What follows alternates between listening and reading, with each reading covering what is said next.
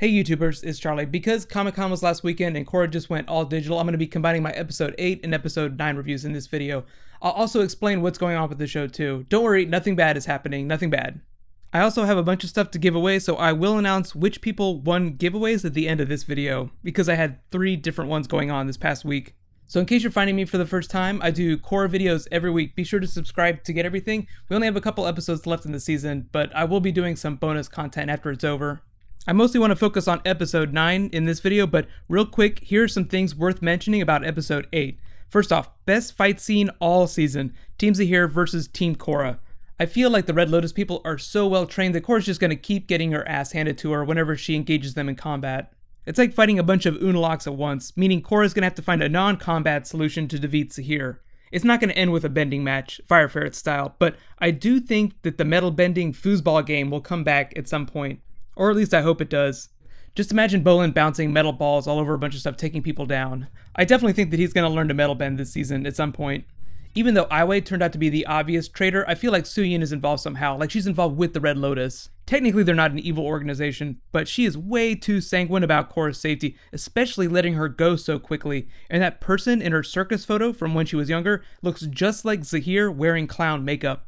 She even talked about how ridiculous she thought it was that the Earth Kingdom still had a queen, and even if she's not a full-on member, she feels like she's a collaborator, which is just as bad. As for Vark, I feel like his magnetic technology will come in handy in some unexpected way, like he'll help Team Korra take down the metal benders if it turns out that Suyin really is working with the Red Lotus. Aside from that, the Airbender finding device feels like a bit of a dead end. The only way I see that coming back is if Korra uses it to find an airbender in like a crowd of people. Like if Zaheer tries to airbend against them and then hide in a crowd, they use it to find him.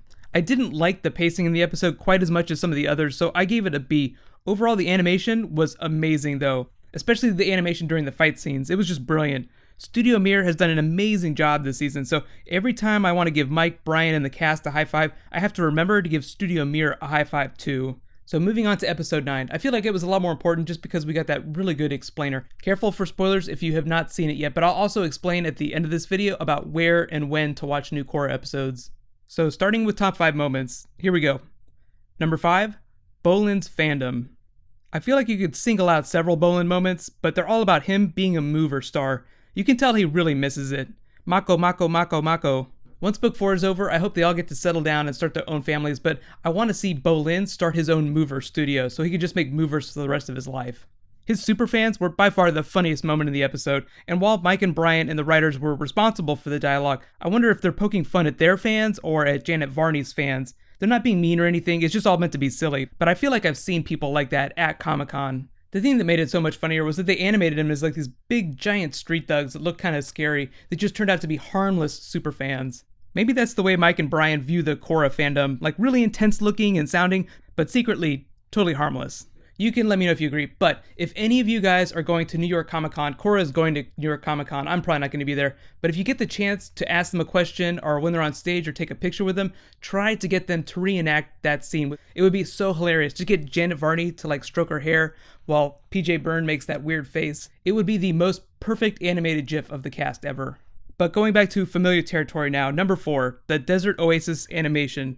And it's really not a specific moment, but it's just the animation during all the Desert Oasis scenes. Whenever you see Mako and Bolin entering, Korra on the hill looking down, it's just so beautiful the way that they did it. I know a lot of you guys subscribed to me whenever I was doing videos for book 2 last year, and one of the biggest complaints that I saw was that you guys really did not dig the animation just because it was a different studio. The only reason that Studio Mir didn't animate all of book 2 was really just scheduling conflicts and manpower. During the Comic-Con panel, Brian Konietzko even said that Studio Mir had to call in some help to animate book 4 stuff. They're actually in the middle of that right now. It just takes an army of people to do animation. Just as a point of comparison, a couple years ago, whenever they were making the Simpsons movie, Matt Groening said that they were doing the TV show and the movie at the same time, so what they had to do, they needed so many people that they literally hired every single animator in Hollywood that was not already locked under contract to other TV shows.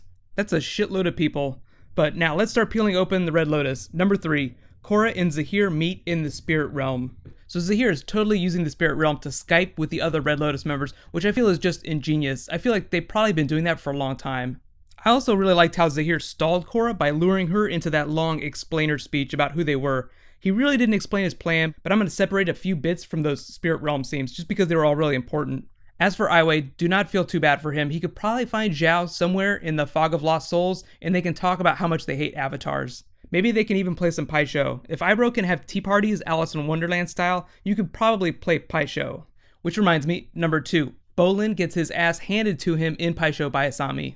It's not so much about them playing Pai Sho against each other, it's just Pai Sho is a metaphor for Korra's conflict with Zaheer, as well as Zaheer's plot and the Red Lotus in general. It just works on all levels, it's great. Korra, for instance, let's talk about her conflict with Zaheer. Asami said that in order to defeat your opponent in Pai Sho, first you have to know them, and Korra does not know Zaheer yet, even though she got that big explainer speech. I do think in the next 1 or 2 episodes, she'll figure out what the plan really is, and then she'll be able to formulate a strategy. And then there's the long game, formulating a strategy to defeat your opponent over a long period of time. That's like Zaheer and the Red Lotus trying to topple the world's governments. Clearly they've been planning to do that for a long time, infiltrating all aspects of society. Unlock was a bit of a wild card, which was also a pretty awesome WTF reveal too. Which leads me to my number 1 moment. Unlock was part of the Red Lotus. He was in on everything, but when the whole plot to capture Korra went south, he covered it up and let Zaheer and the rest of the group rot in jail.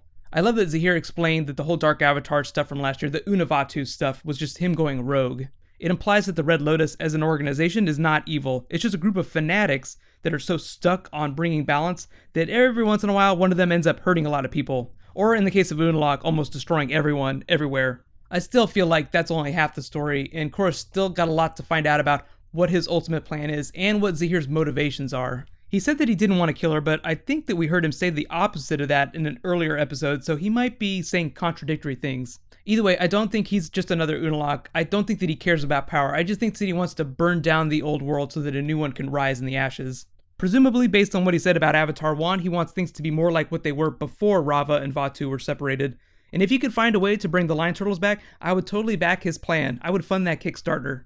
Either way, now it's your turn. Let me know in the comments below, what was your favorite moment, and do you feel like Suyin is part of the Red Lotus? Is she in on it? Remember, they've been around since right after the 100-Year War, so there's probably a lot of members that we have not met yet. Overall, I gave the episode an A-, mostly because it explained so many things. I was so happy. A lot of you guys had already been asking about the Red Lotus just because there were some spoilers floating around, as well as some info on future episodes, but I really like the way they use Pai Sho to inform their splinter group. Like using it as an offshoot of the White Lotus tile that formed the name of the White Lotus organization. I feel like some of the wiser members of the White Lotus will know more about the Red Lotus. Like Zuko will probably know a little bit about them. We haven't seen him in a while. Hopefully he's going to come back in the next couple of episodes. In terms of new characters, Henry Rollins has just been so amazing as Zaheer. He is so perfect for that role. He's actually a super interesting person in real life if you're not familiar with him. It goes way beyond him being a musician. Here's a picture that Mike and Brian had made of him whenever they cast him, just to honor the fact that he was a punk rocker. I'll say the only thing that I'm disappointed about so far is that we haven't got to know a lot about the other members of his group. Like, they haven't got their own origin stories. To be fair, we still haven't gotten a full Zaheer origin story either. We only know that at some point in his teenage years, he joined the Red Lotus. We don't understand why he's so passionate about their cause. Like, did he lose someone close to him during the 100-Year War? Or is he related to someone else in the Order? Wouldn't it be totally crazy if he was like Suyin and Beifong's brother? The next episode is going to be a bit of a twist. I feel like he and his team will end up trying to yoink Korra from underneath the Earth Queen's thumb in the Dai Li. For a second, I actually thought that he might be using the Earth Queen as like a puppet to topple the other governments of the world. You know, like her marching her Airbender army and destroying the other governments for him. But now I feel like they're completely separate entities. And here's an interesting thought. Think about Zaheer as being like the Dark Knight Joker of the Korra world right now. He just wants to watch the world burn, ... so that a new one can grow in its place. But it reminds you a lot of Heath Ledger in Dark Knight. He's like an agent of chaos. Plus, he looks like he used to play a Joker in Suyin's circus group. So now, just to explain a little bit about all the WTF with Korra going off the air and going all digital, Mike and Brian explained pretty clearly at Comic-Con that they originally, Nickelodeon had a place in plan to just air digitally, like the way it is right now on the website. It's very convenient and it doesn't have all those spammy ads that you see on those other sites where people stream it. At some point, that plan changed and they put it back on the air, but then it leaked, plans changed again. On top of all that, Korra doesn't really fit with their other programming very well. Like, it's not SpongeBob, so they had a much harder time marketing it. So as a result, Korra is going all digital for the remainder of Book 3 and Book 4. So that means they're never going to air new episodes on TV again. They're just going to air new episodes digitally, or they're just going to release them digitally. Here are the places that you can watch it. Every Friday at 12 p.m. Eastern Time, new episodes are released on nick.com, on the Nickelodeon website. You can also buy episodes in the Amazon store and on iTunes. Personally, I would just recommend that you guys watch it for free on the Nick website, but if you live in another country and the content is blocked because of region or something like that, there's tons of really easy guides on Google about how to get around that kind of stuff. So new episodes going to air each week, starting 12 p.m. Eastern Time every Friday. There are no more breaks before the end of Book 3, so be happy about that. We don't have a release date for Book 4, but they're probably going to announce something, hopefully by the finale.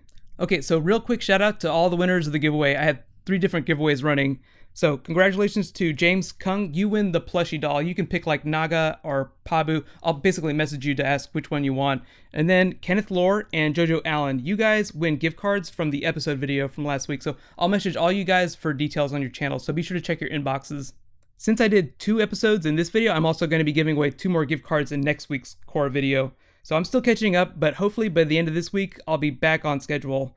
Also, since Korra is going to be over a little bit sooner, feel free to leave me suggestions about, anime videos or Korra or other things to do while we wait for Book 4 to get here, because Korra is going to be gone in a couple weeks, but be sure to subscribe to get everything. And right now, if you haven't seen it, click here to watch the Korra Comic-Con panel. It was a lot of fun.